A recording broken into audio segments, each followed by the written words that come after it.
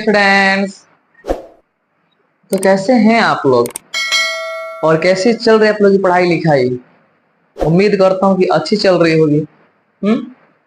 तो आइए आपके लिए एक वीडियो लेकर के आया हूँ जिसका नाम है हम लोग बायोलॉजी क्लास 10 का लेसन 2 यानी कि चैप्टर 2 का श्वसन तंत्र में का पढ़ेंगे लोग, ठीक है ना। जिसका नाम अब अगला टॉपिक हमारा है कि मानव में श्वसन तंत्र। क्या नाम है वो? मानव में श्वसन तंत्र यानी कि रेस्पिरेशन सिस्टम इन ह्यूमन यानी कि मानव में श्वसन तंत्र।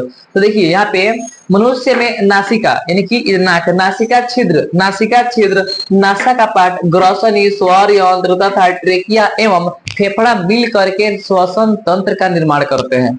हम मनुष्य में ये नासिका छिद्र, नासा का पार्ट, फिर नासा का पार्ट क्या क्या हो गया आपका? ग्रसनी हो गया, ग्रसनी, फिर स्वर यंत्र हो गया, है ना। फिर ट्रेकिया हो जाएगा, ट्रेकिया और फेफड़ा मिल करके श्वसन तंत्र का निर्माण करते हैं। अरे तंत्र मतलब क्या होता है? सिस्टम होता है। सिस्टम यानी तंत्र। तो कोई भी तंत्र जो होता है वह एक अंग से नहीं बनता है, तंत्रों के अंगों के मिलने से तंत्र का निर्माण होता है, ठीक है ना।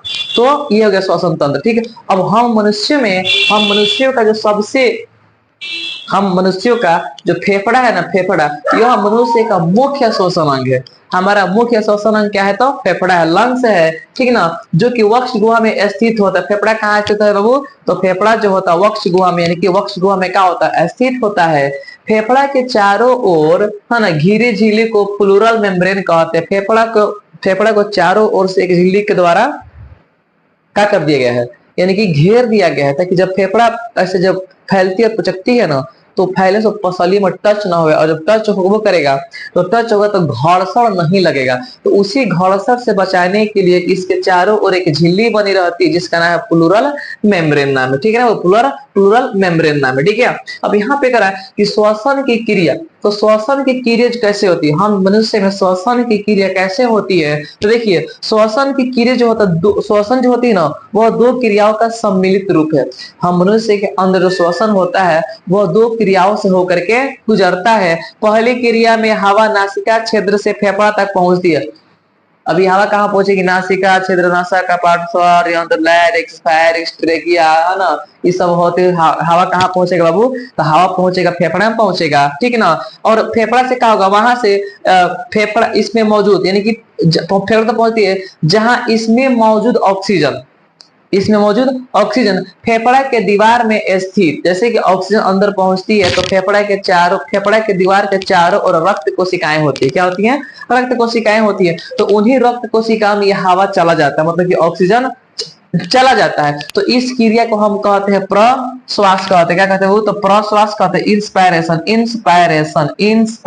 कहते हैं, यानी कि निश्वासन। प्रश्वास यानी कि श्वास, जो सांस है, यानी कि हवा जो अंदर जा रही है। देखिए यहाँ पे क्या होता है कि जो हवा जो होती है, हवा ऐसे आएगी और हवा आने का ट्रेकिंग के दौरान हवा आते थे क्या होगा? अब ये श्वास नली है। क्या ये? श्वास नली से हवा कहाँ पे जाएगी? वो तो हवा तो जाएगी, वो श्वसनी में जाएगी। कहाँ पे जाएगी? श्वसनी में जाएगी। छोटे छोटे जो ब्रांच दिखाई दे रहा है, ब्रांच, इसको हम कहते हैं श्वसनी कहा जाता है। और आगे चल के ये श्वसनिया जो होती है और सारी ब्रांच में, गुच्छों में क्या हो गया? बट गई है, ग्रुप में बट गई है। इनको हम कहते हैं श्वसनिया कहती है। श्वसनी हो गया, ये श्वसनिकाएं होती है, श्वसनिकाएं होती है, श्वसनिकाएं होती है, ठीक है। ये सब श्वसनिकाएं। और श्वसनिकाओं के ऊपरी सतह पे, यानी कि सबसे ऊपर ये जो पाया जाता है गुच्छा आकार का जो दिखाई दे रहा है ना, इसको हम कहते हैं वायु कोष्ठक कहा जाता है। क्या कहते हैं हम? वायु कोष्ठक। अब हवा आएगा और हवा आने का से ट्रेकिया में जाएगा, ट्रेकिया श्वास नली से श्वसनी से जाएगा, श्वसनिका में जाएगा, और श्वसनिका से कहां पे जाएगा? इन वायु कोष्ठकों के द्वारा चला जाएगा कहां पे? रक्त कोशिकाओं में मिल जाएगा, ठीक है ना। और रक्त कोशिकाओं के अंदर क्या रहता है? तो रक्त रहता है। क्या रहता है बाबू? रक्त रहता है, खून रहता है, ब्लड रहता है। और उसी ब्लड के अंदर क्या रहता है? तो हीमोग्लोबिन रहता है। क्या रहता है बाबू? तो उसी ब्लड के अंदर हीमोग्लोबिन रहता है। और यही हीमोग्लोबिन क्या करता है कि अपने ऊपर ऑक्सीजन को लाद लेता है। क्या करता है बाबू? लाद लेता है। और लादने के बाद से अब ये बन जाता है ऑक्सी हीमोग्लोबिन। क्या बन जाता है? ऑक्सी हीमोग्लोबिन, ग्लोबिन, ठीक बा, ठीक है ना। ये हमारे रक्त के अंदर हीमोग्लोबिन रहता है और इसी हीमोग्लोबिन के वजह से हमारा ब्लड जो है, खून जो है वो लाल दिखता है, ठीक है ना। तो ये खून हीमोग्लोबिन क्या करेगा, ऑक्सीजन को लाद लेगा, ऑक्सीजन को ले लेगा, है ना। और जैसे ऑक्सीजन को ले लेगा अब ये बन जाएगा ऑक्सी हीमोग्लोबिन, हीमोग्लोबिन बन जाएगा। और ये हीमोग्लोबिन क्या करेगा, खून के द्वारा, रक्त के द्वारा पूरी कोशिकाओं में, शरीर के हर एक अंग में पहुंच जाएगा। क्या हो जाएगा, पहुंच जाएगा। तो इस प्रकार ऑक्सीजन भी हमारे पूरे बॉडी में पहुंच जाएगा। और जब ये हीमोग्लोबिन वापस आएगा तो हमारे बॉडी के अंदर जितना कार्बन डाइऑक्साइड होगा वो सारा के सारा कार्बन डाइऑक्साइड को अपने पर ला देगा और फिर सबको लेकर के, यानी कि अब वहां पे क्या करेगा, यानी कि अब वहां पे जैसे कार्बन डाइऑक्साइड को ला देगा, कार्बन डाइऑक्साइड को ला देगा, अब ये कहलाएगा कार्बो ऑक्सी, कार्बो ऑक्सी हीमोग्लोबिन, ठीक है ना। कार्बो ऑक्सी हीमोग्लोबिन कहलाएगा, ठीक है ना। और उधर से कार्बन डाइऑक्साइड को ला देगा और लाद करके पूरे शरीर से लेकर के आएगा, फेफड़ा को देगा और फेफड़ा श्वसनिकाओं के द्वारा, वायु कोष्ठक के द्वारा, श्वसनिकाओं के द्वारा, श्वसनी के द्वारा, ट्रेकिया से होते हुए बाहर हम लोग छोड़ देते हैं लोग, ठीक है ना।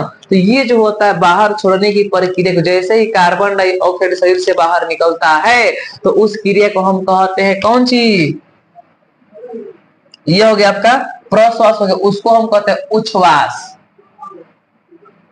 क्या कहेंगे हम, उच्छ्वास कहेंगे। क्या कहेंगे, उच्छ्वास, यानी कि निःश्वासन कहते हैं, जैसे कार्बन डाइऑक्साइड बाहर निकलता है। तो ठीक है ना, यानी कि जब हम श्वसन जो होता है दो क्रियाओं से संपूर्ण होता है, माने दो क्रिया से क्या होता है, पूर्ण होता है। एक बार हम श्वसन जब सांस लेंगे, अंदर लेंगे तो ऑक्सीजन अंदर जाएगा, फेफड़ा से होते हुए रक्त कोशिकाओं से होते पूरे शरीर में मिल जाएगा। और फिर उधर से क्या होगा, कार्बन डाइऑक्साइड जो होगा हीमोग्लोबिन में उठ लद करके आएगा और आकर के पूरे बॉडी में होते बाहर निकल जाएगा। तो इस तरह से दो हमारा श्वसन होता है। आई होप कि समझ में आ गया होगा। आप लोग इसके लिए लीजिए फटाक फटाक स्क्रीन शॉट।